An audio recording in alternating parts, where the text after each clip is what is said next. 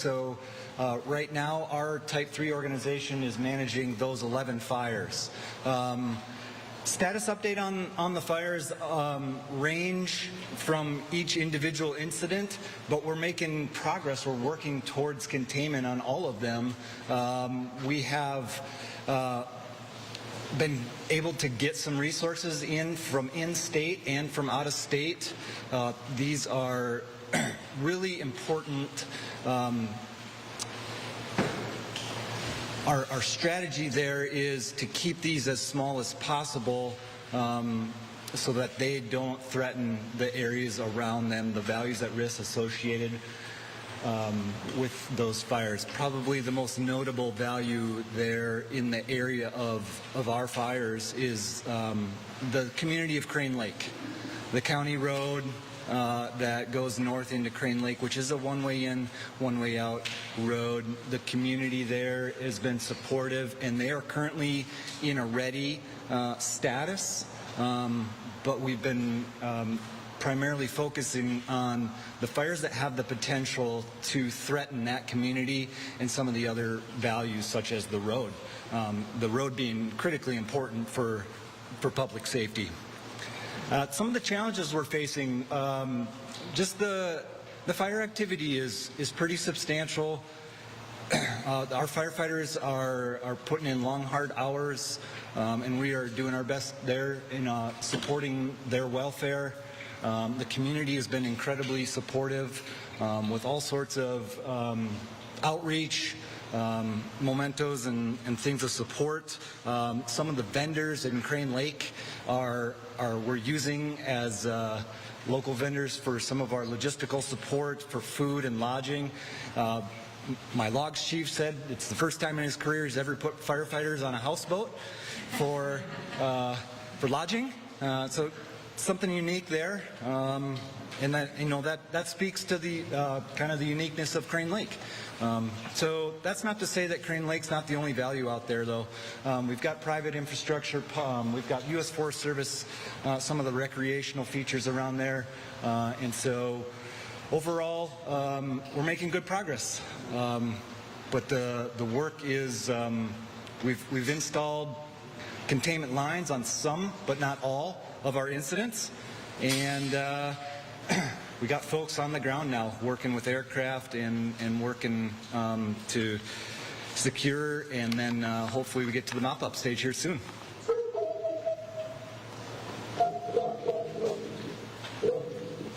All right, thanks, Mike. Getting a little bit of feedback there.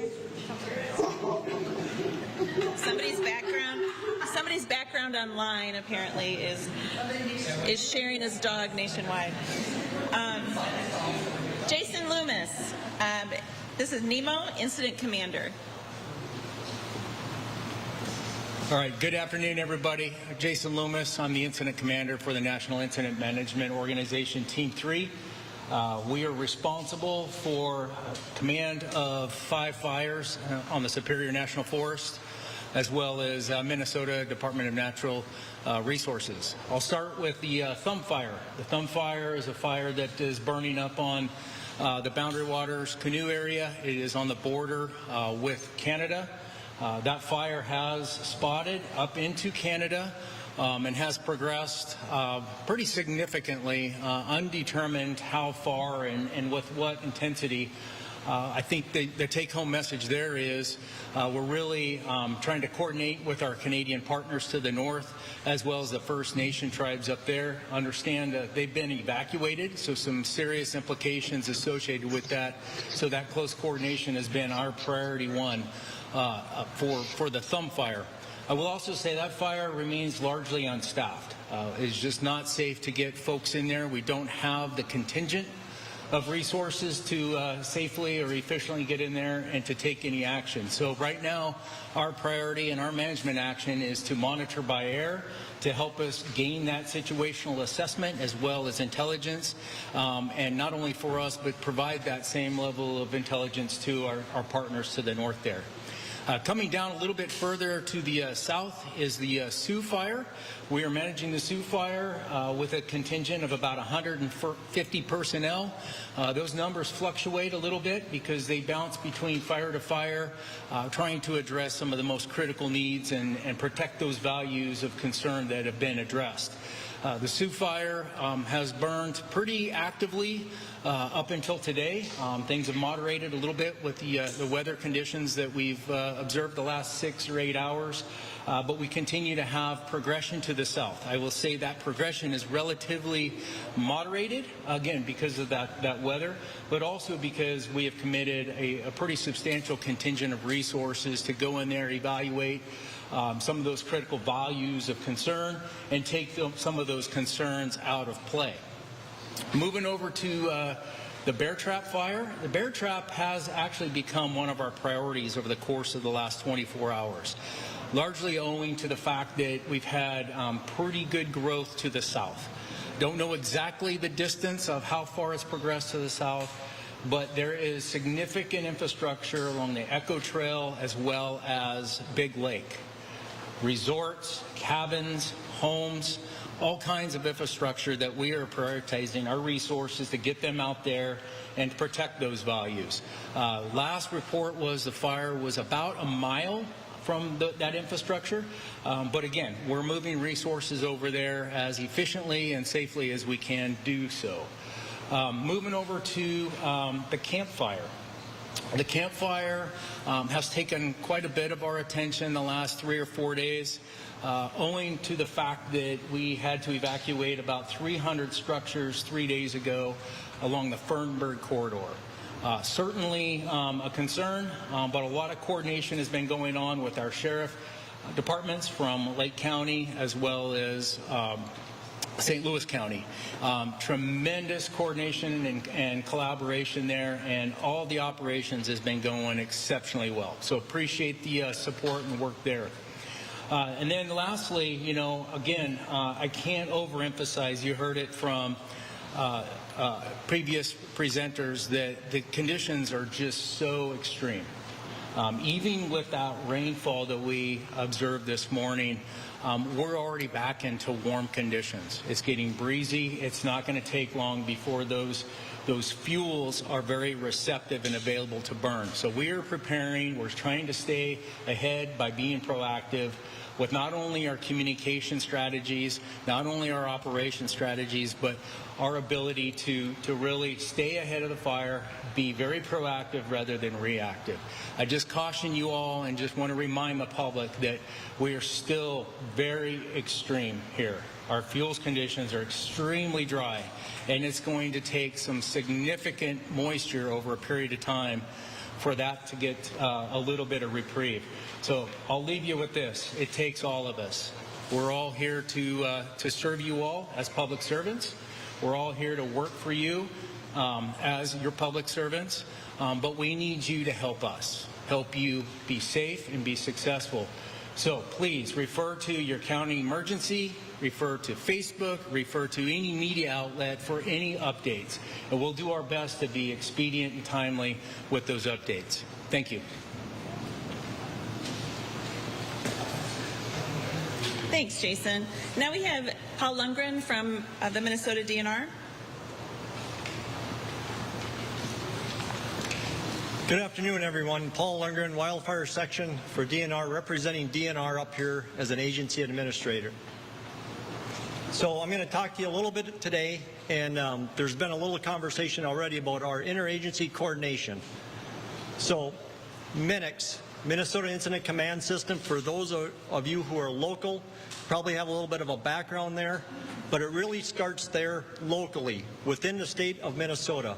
2 state agencies, DNR is the lead wildfire agency on non-federal lands, HSCM, Homeland Security, and then the 2 federal entities, U.S. Forest Service and the Wildland Fire Service. We have a common platform, and we have that common platform that begins with training, planning, and for operations. The operations you are seeing here now with a large number of fires over a fairly good-sized geographic area to manage.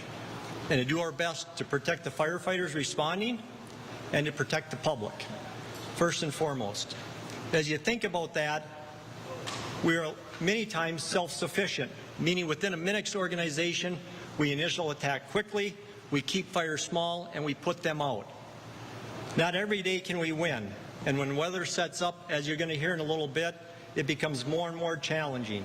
So, it's not the first time we've been here across Minnesota, but we do have a lot of work going on, and we have a lot of work in front of us. So when we think about that coordination, what we all bring to the table to leverage each other's assets, relationships, and so forth, it makes us much better on the cooperative side, the communication side, and the coordination side. And that extends beyond within the state of Minnesota and the entities that are here, but it also includes Ontario and Manitoba, provinces that we have relationships with. We work with them when there are not needs, which helps us be better when there are needs. With that, and I always want to be careful because you leave someone out, there is a lot of efforts going into this. Nationally, you're aware of wildfires in different parts of the U.S. This is our priority. Make no mistake, this is our priority. As part of the DNR, also as all of Minnesota, so as we keep track of what's going on elsewhere. Nationally, there are other needs, resources are short, and there are other high values at risk across the country. We are doing well, but it's important when we talk about the shortages in resources and the resources we are bringing in, and they continue to come in. We're doing good that way, but there's a lot of other work, a lot of other needs going on in other places than just here in Minnesota. So we have been treated very good. We are on the national maps, and we are getting most of what we ask for. But we expect those needs to stay challenging in the resource pools only because of what's going on elsewhere. So we look locally first, and then we start to expand. And trust me, we have expanded from neighboring states to places long and far away to bring in the assets here to do what we need to do in Minnesota to, again, protect the firefighters and the public. With that, I want to just mention, too, within the state itself, there's a declaration peacetime emergency. We have the assets of 4 National Guard helicopters stationed in Orr that are supporting. The Department of Public Safety has their State Patrol helicopter with a MARC team in Orr supporting not just one fire, but all the fires. Not just one agency, but all the agencies. And you break that out with Homeland Security and efforts going on there to support us. I don't want to forget the Minnesota State Fire Marshal's Division as a unit within Department of Public Safety who is managing a number of fire departments from across the Northeast. And as we need to, we will expand that need and that call from a greater part of Minnesota because the fire service is tremendously important. They have a job to do too, and they want to do it. And so as a State Fire Marshal's Division assesses those needs for resources based on what the incident management team and the operations unit are expecting for fire behavior, places of concern, in coordination with the county, both Lake and Cook, working very closely with the county emergency managers and the sheriff's office. So again, success is really cooperation and continued communication and coordination. And so when we bring people in, not only the firefighters, it's important that we bring in the management structure. We are fortunate to have a Minix IMT that could respond locally. We have a NEMO team that is in place that has been tremendously helpful in looking at short-term and long-term objectives in managing the organization, being accountable for people who are on the line. And now we have a SIMT that has come in, and that will help as well. So it's really needs at all levels. Firefighters, they are our primary concern on the line, and to ensure to mitigate some of that safety is to make sure the leadership is in place when we put people out in that environment. Thanks, Paul. All right, now up next is Philip Manuel from the Weather Service, an incident meteorologist. Good afternoon. Phil, incident meteorologist for the team. A common weather theme that you have heard from just about everyone here is the weather. The weather dictates everything that happens. It dictated the start of these fires. It dictates how we suppress these fires and how the team reacts and manages what's on the ground out there. For the benefit of those that haven't heard this, how did we get here? We turned the spigot off. About a month ago, it didn't rain. We had some lightning on or about July the 6th, and then it got hot, dry, and windy. And fire loves the combination thereof, the hot and the dry and the wind. Once you put that with an ignition like a lightning strike, and we had over 1,000 of those over northern Minnesota, the forest, the boundary waters, and up into Ontario. Once you have fire, not all of those lightning strikes caused fires, but the ones that did, once that wind got on it, and once we got those hot temperatures, those fires ran. Some of them 5, 6, 7 miles in a day sort of thing. And then the next day we had a front come through and the wind blew from the opposite direction, and they moved and they got larger. And they're out there still. I mean, we had some moisture. We had roughly a ½ inch to an inch of rain. That's good.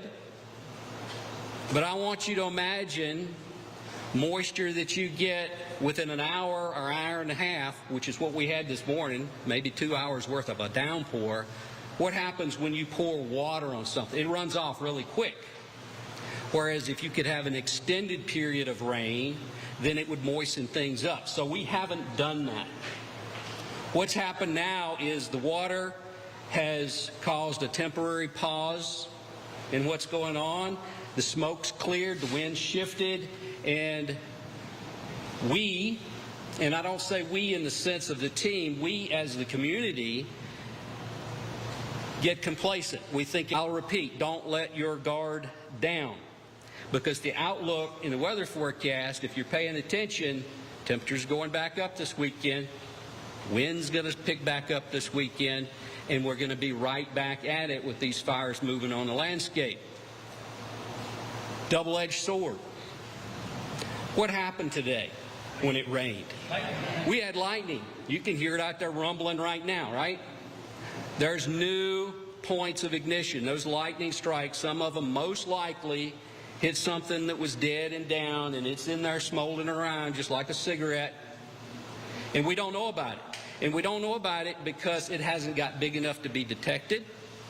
The smoke may mask the new smoke that it's producing, and we're not. I've said before, my neighbors on the southeast coast, because they had big fires this spring, you needed rain with a name to put the fires out, and it did. Those in Georgia, those, northern Florida. But up here, odds are you're not getting that sort of system. What we're going to have to depend on is a weather pattern change that brings repeat rainfall. Again, long duration rain, not something that comes from a thunderstorm. We're going to be dealing with these all summer. We need a weather pattern change, and most likely that comes with our first snow. So who wants to name the first snowstorm of the season? Maybe we do that. But right now, we are dead thick of summer, and we got to go through the month of August before we would get a significant pattern change in this area. I encourage you, if you want to keep up with the weather, the local weather office in Duluth, if you go to www.weather.gov/DLH, you'll get the weather report. And listen to it, because it'll let you know if there's any chance of something coming that would have a name to it. Thank you for your time.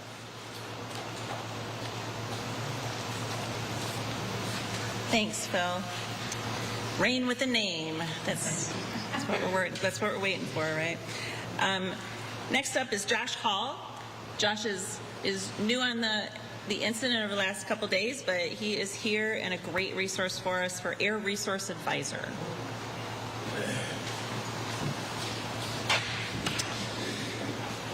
Hi everyone, my name is Josh Hall. The team and the forest brought me in as part of a program I'm a part of, which is the Interagency Wildfire Air Quality Response Program. We send individuals to wildfires to help support teams and communities. Our primary job is to set up monitors. We have a team of people in Lakewood, Colorado that manages our monitoring equipment, and they ship us monitors that we set up and help support communities. We have a team of folks in Seattle that is a group of researchers with the Forest Service, as well as partners with universities that are running programs for us. And a thing that many of you may have seen, the fire and smoke map, which is a collaboration with the US EPA and the Forest Service, where we collate monitors that state sets out, as well as private companies that set up sensor network, and we integrate that all into a common place where the public can go to see what current conditions are out there. As part of that, we also develop forecasts for smoke and air quality in coordination with help from the Weather Service, as well as local state agencies, to try and get that message out to the public in terms of what current conditions are on the fire. And this is unique. I started with this program in 2011, before we had been authorized by Congress. In New Mexico, there was a fire, the Wallow Fire. Had so much smoke it crashed the 911 system in Albuquerque. What we're seeing today is an entirely different magnitude. We have air quality alerts all the way from Minnesota, all the way through the Great Lakes, all over the East Coast, from Connecticut, New York, down to North Carolina, all due to the fires from Ontario down to what's here outside of Ely. So it's significant. The impacts we're seeing right now seem much better than what we've seen the last few days as the rain comes through, but based on things like the air quality index that the EPA uses to communicate smoke, we've seen hazardous conditions of air quality, which is the same thing they're seeing in Washington, D.C. and New York City right now. So it's pretty incredible the amount of impact that's occurring. And so kind of in the spirit, we've talked a lot about coordination, collaboration. We're working very closely with a lot of our agency partners to try and get this message out to people. But what it comes down to ultimately is the individuals that are affected and the resource that draws when you have to respond to medical emergencies that are occurring probably all over the country where they're seeing this smoke. And it's important to kind of have a coordinated message and get that out. And, folks that are most sensitive to smoke, elderly people, young people, pregnant women, people with heart and respiratory disease, they're likely suffering pretty significantly during these events. And so I encourage people to reach out to their friends and neighbors and family members to make sure they're doing okay and have the resources. It's really great to see in Ely, there's a shop front set up that's handing out N95 masks and things like that. So it's great to see things like that happening all over the place. There's a lot of resources. If you go to the fire and smoke map, the EPA has multiple sites to go and how to create a DIY a HEPA filter in your home or things like that. So please check that out, and we're doing our best to communicate. We do have forecasts. There's a team of us putting out forecasts that we have 3 of them right now, one covering Minnesota and part of the Upper Peninsula, and then there's another one covering Great Lakes, and there's another outlook right now that's covering the East Coast. So if you're looking for information, it's a good place to find out what's going on. So thanks. Thank you. So now we're going to open it up to questions. And how we formatted it last time, we just kind of let the press let us know what questions you have. You can just raise your hand. And any questions? Go ahead. When you guys were talking about resources that you've been able to get, given how much is going on elsewhere, we understand that the Premier Doug Ford in Ontario is saying that Minnesota is helping them with their issues. So is that accurate? Are you able to describe resources that are any Minnesota resources leaving Minnesota right now? To my knowledge, no Minnesota resources are exiting, but we are in contact with them, and I know that fire that has spread into Canada is causing concerns. So there is communications going on, but I can't confirm at this time that we have made any decisions to be able to move up there or to keep what we have here where it's at. And in terms of personnel, do you have any raw numbers, ballparks on Hi, this is Bob Timmons from the Star Tribune. Can you hear me? Just asking raw numbers. So as far as our hard number, we're probably pushed past that 500 range, maybe into that 6. But any number I give you now will change in an hour. And I want to remind folks, we still have people coming in. There's been a lot of influx over the last 3-4 days, but there are people coming in.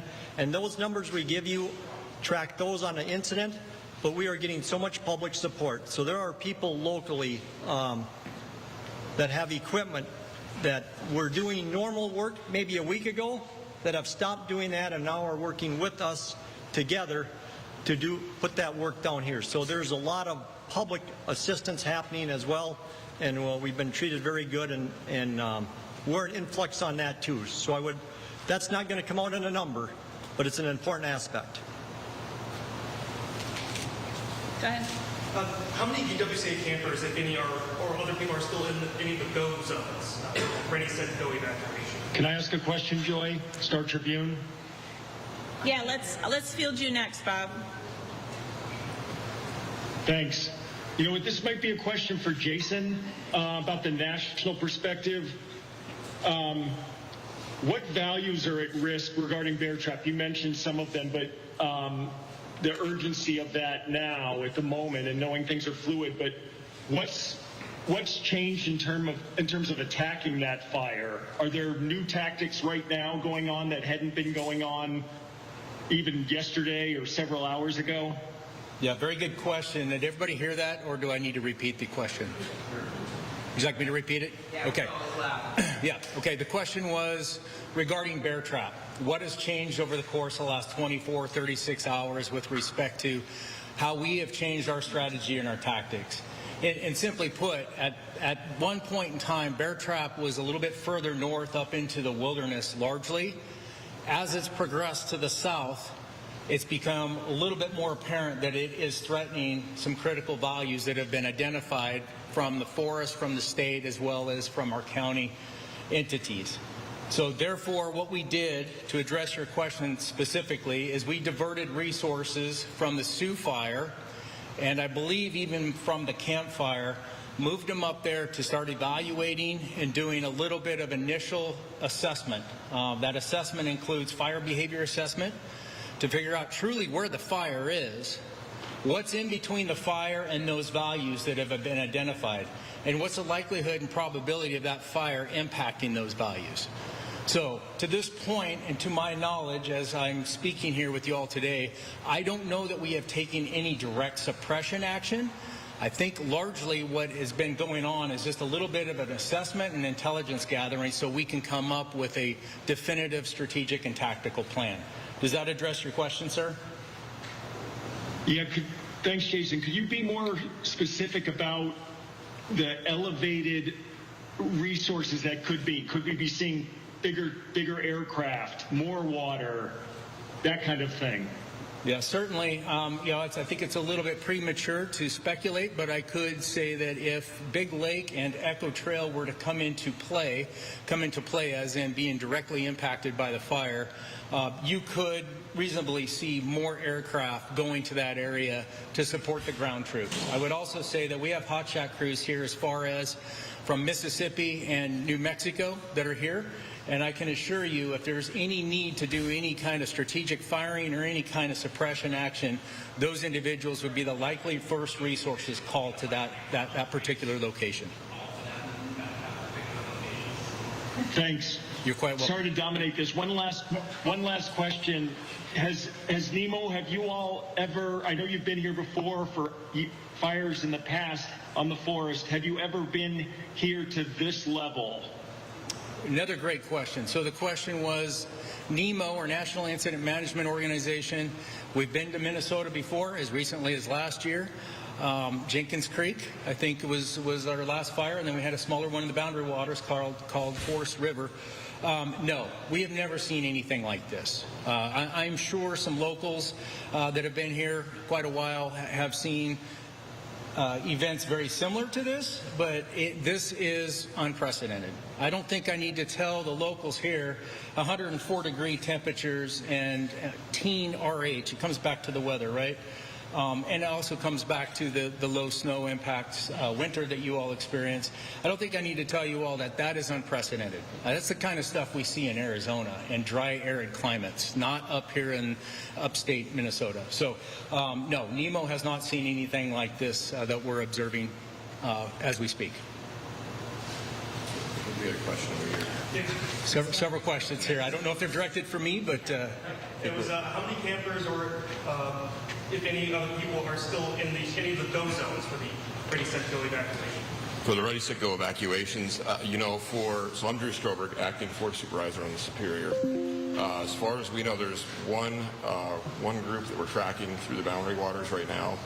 We've completed sweeps across about 90% of the wilderness. We have 30 wilderness rangers and 15 canoes out there, sweeping these lakes and campsites. We estimate that'll take us another possibly 3 to 4 more days. There was one group that was back there that we're still tracking.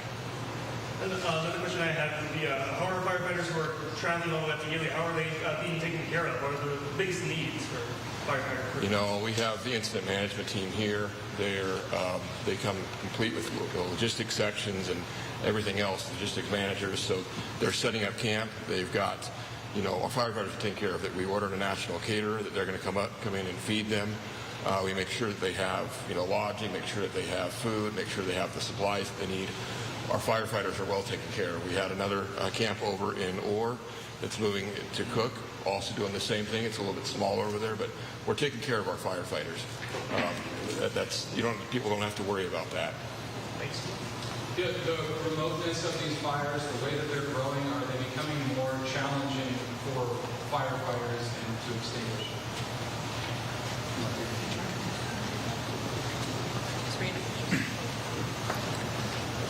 Once again, Mike Hill with the Minnesota Type 3 Incident Management Team as the incident commander. As I understand your question, talking about the remoteness of the fires and the challenges that are associated with that. Yeah, the short answer is yes. The country is beautiful and protected as wilderness in much of it, and we love that as Minnesotans, but it does make it logistically challenging. Even the things that we would typically depend upon, such as major rivers or big lakes, fires have the potential to spot across those, and we've observed that fire behavior. So, yeah, the remote country makes it very difficult, and the Boundary Waters is a congressionally designated wilderness area, and so there are laws that are associated with that, and so that about what can be used there and how, and that Superior National Forest works through that process. So the good thing is that we've got all sorts of tools at our disposal. The Superior National Forest is very unique in that sense. The firefighting tactics and strategies here often involve a lot of tools that aren't used throughout the rest of the country because of the water. So they have the ability to put some of those unique tools to use. But is it becoming more difficult to manage? Is it becoming more difficult to manage? It's all relative, I would say. It's it depends. There's a lot of fire in the landscape. Probably the key takeaway there is the way that we prioritize the values at risk. So given the remoteness of any one particular fire, we're making those evaluations about what threats does that fire pose to the values that are associated around it, and then how do we prioritize that? That's ultimately how we decide where we put our resources. Is there any information you can give us about former Forest Service members coming in to help out with these efforts? Do you want to handle that one, Drew? I can't give you the specifics on that, but I know we have had some former employees that are helping us with the firefighting efforts. We also have what we call ready reserve employees, which are not primary fire. They might be wildlife biologists or archaeologists or other professions that are red carded or qualified, that they're also helping with the incident. Can you talk a little louder? Yeah. Any other questions? Any other questions? It seems like a somewhat dire picture is being painted. We keep getting that reference of snow being necessary to really snuff all of this out. Can someone speak to, are we at a point where vacations are no longer an option in the boundary waters? People who live here, are they going to have a go backpack for the rest of the summer? So the closure order is in place. We're not sure when we're going to be able to lift that or to reduce it. In all likelihood, it will be a reduction, not a complete lifting, because we will have active fire on the landscape, likely for the rest of the summer until snow flies. I can't answer that right now in terms of when we'll be able to reduce that. We're going to be looking at things like fire behavior, weather, resource availability, those types of things when we can reduce that closure. So we're trying to give people at least several days of notice so that they can make changes to their trip plans if necessary. And then just a point of clarification on the fire that's now within a mile of some that you were describing some residential areas. That's Green Lake, you said the area was? Or Big Lake? Yeah, clarification on that.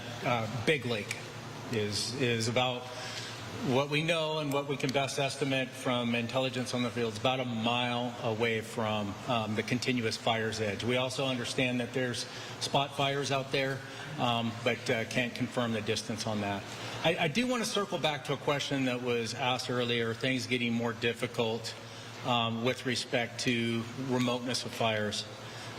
We, like anybody else, when I say we, I'm not just saying we as in the U.S. Forest Service. I am saying this on behalf of all of our agencies. We only have so many resources to go around. Just for a little bit of national context, we have roughly about 18,000 firefighters committed across the country. I will say that the Eastern Area Coordination Center has done a tremendous job advocating for your needs. So we do have a complex incident management team from the southern area of the United States being deployed as we speak. They will be going into what we call a day of shadow and transition with the National Incident Management Organization and with the Type 3 team, and they will be assuming command tomorrow of all these incidents. What they bring is a lot more capacity. They're 75-person teams opposed to my team that has 10. So a lot more capacity. We're also, as I briefly mentioned earlier, we're also able to get Type 1 crews, which are hotshot crews. I think that's very well publicized, what hotshot crews do and what they bring to this system. They bring a tremendous amount of capability. We already talked about aviation. We're getting very competitive at bringing in aviation where it makes most sense, most specifically the scoopers, the CL-415s. But still, there's only so many resources to go around. And so when we look at all this fire in the landscape and we look at the remote nature of some of these forests or fires, we understand the impacts of the wilderness. We understand that that's very critical value and is a treasure for you all. We understand that. But we also understand that we have communities that could be impacted. We have infrastructures that could be impacted. And we really need to divert and allocate our resources to address those values and those concerns. Jason, I'm sorry. Sorry, Jason, thanks. Bob Timmons, Star Tribune again. So you're saying essentially, and again, coming back to values at risk, there's situations, maybe it's the bear trap, where heretofore you might have just hit it with water but now you would consider putting hotshot crews in on the ground? Is that kind of what you're depending? Yeah, again, I don't want to get in. So the question was, what tactics are we thinking about? That's certainly an option, right? Aviation's only as effective if you could follow it up on the ground. Certainly in this circumstance where we're talking about specifically the bear trap, on the south end of the bear trap incident, we're down around Big Lake as well as the Echo Trail. We can effectively put boots on the ground. And so optimally, we would support our aviation assets with crews. Whether it's a hotshot crew or not is again, remain to be seen. But ideally, that's where we would put some of our best to protect those values. Sorry if this was said already, but the values are Thank you. residential areas? The values, the question regarding values. There's resorts, there's a lodge in there, there's several homes. We don't put a value on homes. They're valued to everybody, right? So homes are important, especially those primary residents. They impact everybody the same. So certainly a mixed use of primary and secondary homes in there as well. Thank you.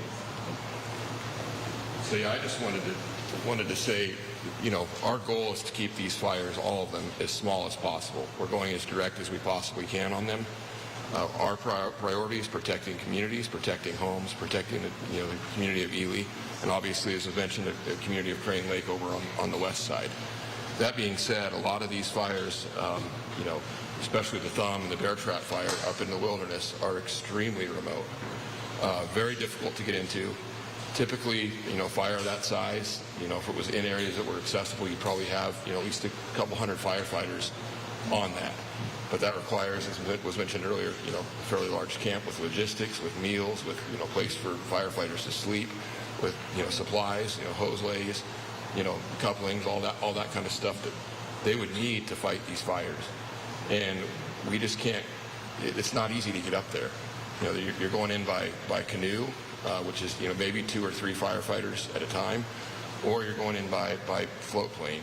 So, that's a real challenge, is how do you get 150, 200 firefighters into an area where you have no vehicular access and your only access is, canoes and float planes. And you have no place really to set up a, logistics, a camp basically, which is normally, if it's out in the open, some of those are 10, 15 acres. We just don't have places like that in the boundary waters where we can do that. And, that's a challenge. Okay, one more. We have time for one more question. Anyone? Sir? Do we have any preliminary estimates in terms of the continuous fires, how many acres have been burned so far? Is it too early to determine?